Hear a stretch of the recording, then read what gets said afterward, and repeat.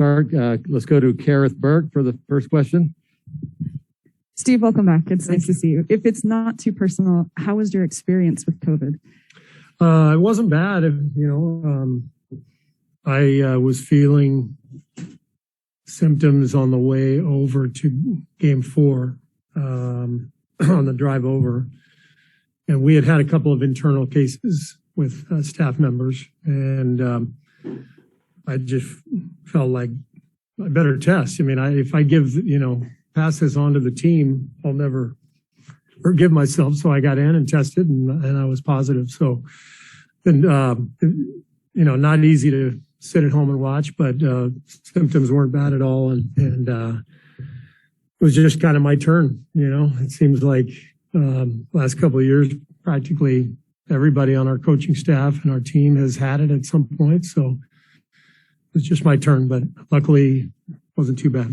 That's good to hear. And then so Mike Brown only got about 2 hours notice on that first night that he was going to be the head coach. He coached a couple of these games. What do you think of the job he did? Oh, Mike was fantastic. The whole staff was great. For Mike in particular, what a difficult spot to be put into, especially given that he had just been hired by Sacramento. He's obviously had, a lot going on. And he's got enough on his plate anyway as our defensive coordinator, trying to slow down Memphis and focus on that. So for me to show up 2 hours before the game and test positive and leave, put a lot of pressure on Mike and the rest of the staff. So they were great. Mike's done this before. Not only replacing me a few years ago, but obviously sitting in that seat for 8 or 10 years as a head coach himself. So he did a phenomenal job. Let's go to Ann Killian. Go ahead, Ann. Hey, Steve, could you just tell us a little bit about your experience of having to sit at home and watch these games that all kind of had their own storyline, and I'm sure were agonizing for you at times. And how did you communicate with Mike? Like, were you guys communicating right up until tip-off and then right afterwards, or how did that communication go?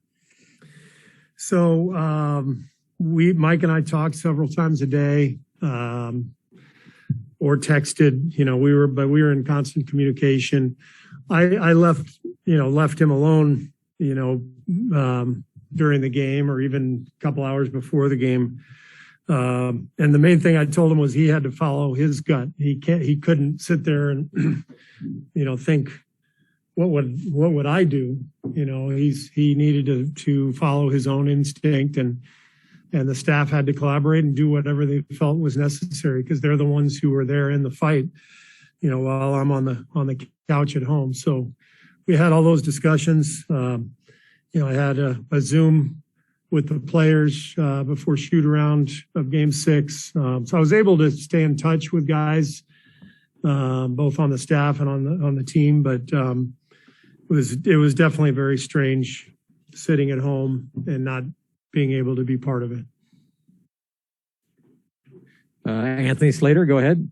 Yeah, what did you think of I guess when you were watching the Game 5 blowout and that result, which was kind of, I guess, a stunning result, and then also, I guess, what did you think of Game 6? Well, I knew that Game 5 was going to be really difficult because Memphis has a great team. They've had a great season. This was not a series where you go up 3-1 and you feel like, all right, the other team is done. Like, I never had that feeling. So going home for them was going to be a huge energy. Had we lost by 5, Otto was on the bike. But I talked to him. He said he's feeling better, and we're hopeful that he'll be able to play Game 1. Connor Letourneau, go ahead. Hey, Steve. This is an older group, not just in terms of age, but in terms of temperament, everything they've been through. How different is coaching this group than it was during the dynasty years? I think those teams were on a different level, talent-wise, age-wise. we were clearly the favorites, I think, in pretty much every series we played in that era. And this is a different era. We've got our core is older. We're more banged up. We got younger guys who maybe haven't been through the fire yet. So I was thrilled just to see Game 6, to see this current iteration of the Warriors kind of go through the crucible, because you have to go through it as a team. You have to feel it. You get deep in the playoffs, and it's what it's all about. And to see Wiggs play such a great game, to see Loon, play as well as he did, dominate the glass, to see guys like Belly and D. Lee come in and make really good contributions. JP, the guys who maybe haven't been through it as much, or if at all. It was just wonderful to see them both individually and collectively as a group kind of get through what was a huge test for us. Kendra Andrews, go ahead. Hey, Steve, you touched on those turnovers, and I was just wondering what you saw from your team's offense this series, because outside of, I think, Game 3, it kind of felt or looked like the offense struggled to get in any kind of, big rhythm throughout this entire series. Well, I think it was an interesting series in that it was like two series in one. Everything changed when Ja went out and Steven Adams came in, and our strategy had to change. The way that Memphis defended was much different. The paint was suddenly clogged with Adams out there, and Memphis is a really physically gifted team. They're quick and athletic, and they bothered us for sure. So, but this is what the playoffs are about. Every opponent at this stage is going to pose a huge threat, because only the best teams are left at this stage. And so it's all about figuring it out. And I thought our team and our staff did a really good job, kind of over the course of, games 4, 5, and 6 of making that adjustment to the way the series had shifted and kind of finding a way to get through. Tim Kawakami. Hey, Steve. Mike was pretty clear that there was internal discussion about who to start in Game 6, but that Draymond and Steph really might have been the deciding factor, and they wanted Looney. How often does that happen, Steve? Were you really listening to those guys? And can you take us through that process of just deciding that was what mattered and you were going to put Looney in the starting lineup? Yeah, this was a pretty unique situation. We've moved pieces around in the starting lineup over the years, but usually it's been, which center are we going to start? Are we going to start, JaVale McGee or Zaza or David West, and the sort of the core group was already decided upon. So this was a much bigger decision because of the nature of the series and what had changed with Steven Adams out there. So, Mike called me right after Game 5. He said, my gut is to start Loon. And I said, why don't you watch the tape? And I'll watch the tape and let's think about it. Let's sleep on it and think about it. Let's not rush to any judgment. But there was definitely a lot of consideration towards going smaller. But Mike called me after the flight. He said he talked to Steph and Draymond, and they were both really adamant that Loon should be out there to combat the size and strength of Adams. And I think Mike said this, but it's really our job to give our players confidence and ownership of what's happening. So at that point, it was a no-brainer. You go with Loon. That's a group that started together for the last 2 years, last year and a half, most of the time anyway, and it helps our rebounding. It puts Draymond on Jaren Jackson right away, so hopefully not let him get going. So it was really an easy decision to make when Steph and Draymond were so adamantly for it. And Mike relayed that to me, and it was like, hell yeah, let's go. All right, CJ Holmes, go ahead. Hey, Steve, glad to see you feeling better. While you were out, what kind of symptoms were you dealing with? Really wasn't bad, CJ. Just felt like I had a cough and congestion.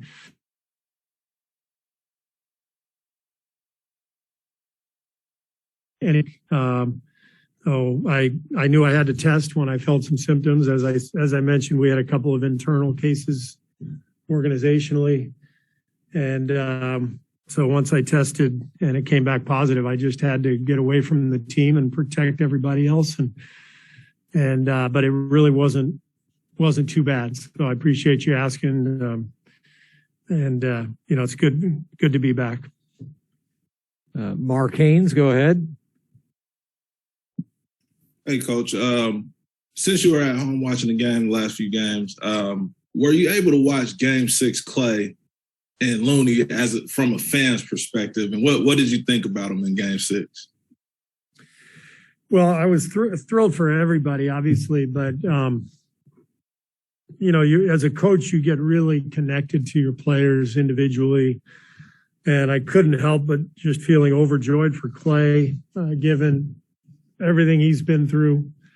To see him knock down that final three and hold up the six fingers and embrace the crowd and vice versa, just brought chills to me. And then, you guys know this, Loon has always been, just a guy that I believed in and trusted and just value so much. To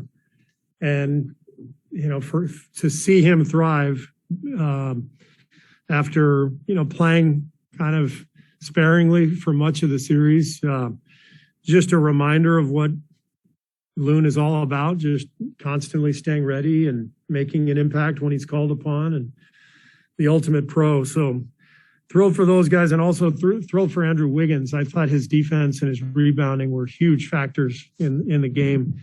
Then, of course, he hit huge shots in the fourth quarter. All those guys, all my players are, I feel, so connected to individually, and I want them to all succeed. But for those three guys in particular, it was just such a special night, and brought me a lot of joy at my house. All right, let's go over to Phoenix. Dwayne Rankin. Thank you, Coach. Again, good to have you back. Just had a two-part question for you. One, looking at obviously the other side of the bracket with Phoenix and Dallas, what stands out to you right now is obviously you'll be playing one of those teams in the conference finals. And two, how much stock do you take in the regular season games with either team? Because your team was constantly in transition, whether it was Draymond was out, getting Clay back, it was always fluctuation going on. So how much stock do you even take in the regular season matchups with either team, considering your team was making adjustments throughout the year? Yeah, and so are the other teams too, Dwayne. Everybody's had their share of injuries. Everybody's had their share of COVID absences. So regardless of which team we end up playing, we'll watch all the regular season games. But I think what happens is you get a feel for which games are more relevant to the series ahead than the others, based on availability, based on how the games went, that kind of thing. As for the series itself, it's the home team has just dominated. It's two great teams. Phoenix has had an amazing regular season and made the finals last year, so they've clearly been the class of the West. But with Luka, we're watching one of the great players in the league kind of come into his own and emerge. And as a fan, it's just incredible basketball to watch. So I don't know what to expect today, but we're just excited to have the opportunity to play either one of them. Thanks, Coach. Monty Poole, go ahead. Hey, Steve.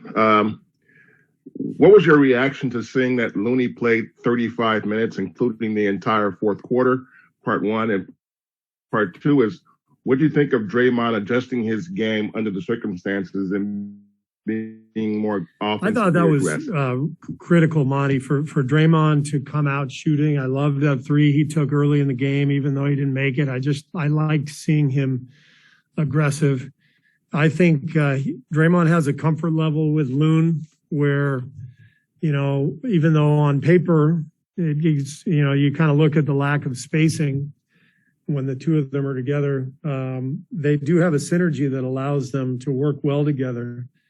And you saw them make a couple of plays where they passed the ball to each other in the lane. Loon had the great bounce pass for the dunk in the fourth quarter for Dre. And obviously Loon playing Adams and allowing Draymond to start out on Jaren Jackson was crucial.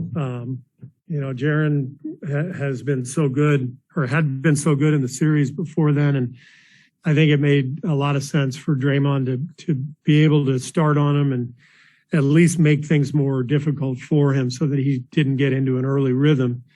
And that's what Draymond did. So it was the two of them together, Loon and Draymond, were really a great combination.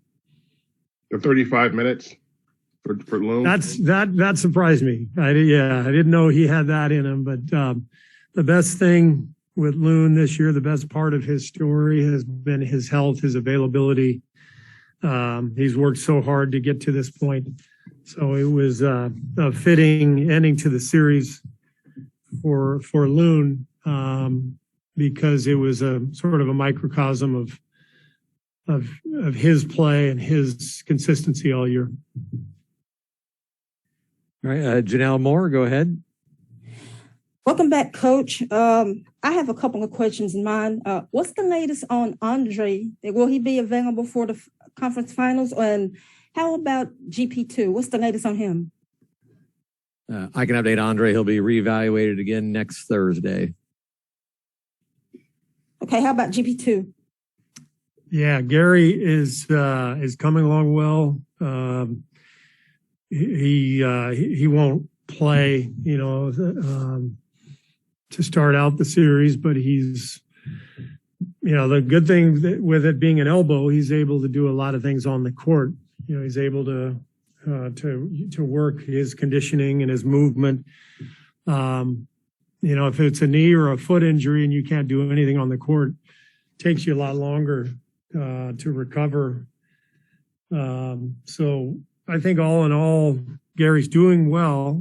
We just don't know his availability, but he is able to maintain his conditioning and do some things out on the court, which is important. So just quickly, I just want to follow up. You're not ruling him out of the whole conference finals. So, no, we're not ruling him out for the whole conference finals, but we're not saying he's going to play either. I think it's just it would be a long shot for him to play, but I think it's a possibility. All right, Jason Dumas, go ahead. Hey, Steve, glad you're feeling better.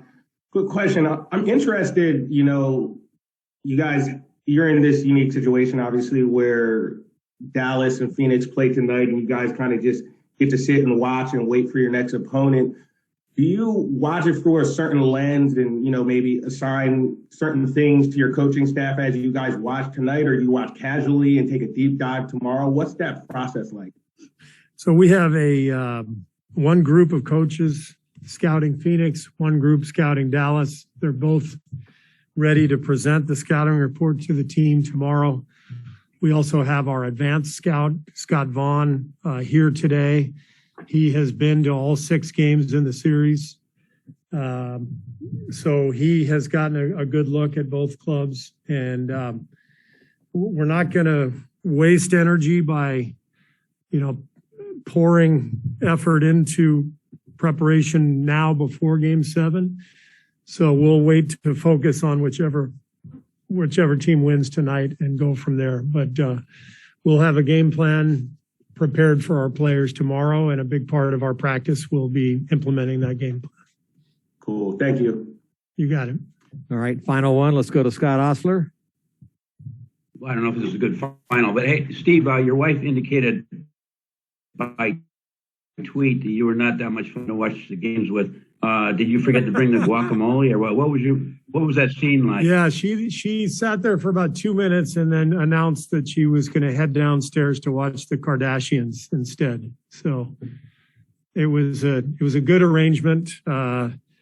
We were, like all good marriages, you know when to be together and when to give each other a little space. So all is good now, though. Were you yelling? Perhaps. Okay. All right. Thanks, everybody. We will actually have GP2 up here in a couple minutes.